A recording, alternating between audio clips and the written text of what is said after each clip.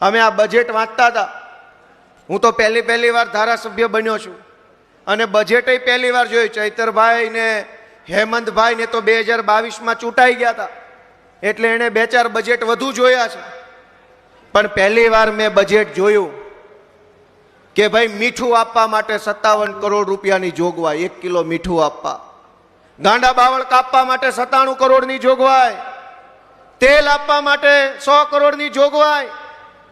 આ સરકાર છે કે કરિયાણાની દુકાન? 30 વર્ષ થઈ ગયા ગુજરાતમાં, 30 વર્ષ થઈ ગયા. સરકારે જો મફતનું મીઠું હજુ જનતાને આપવું પડતું હોય તો ભૂખમરો કઈ હદે આવી ગયો હશે.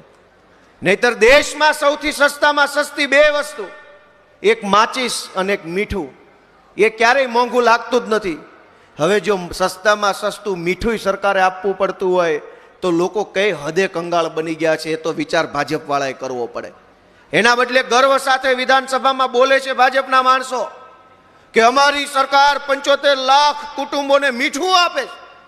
અરે તમારા ઘરે 3 ખટારા મીઠું મોકલી દઉં, જાવ હવે અહીંથી રજા લો, નીકળો ઓછા પગે.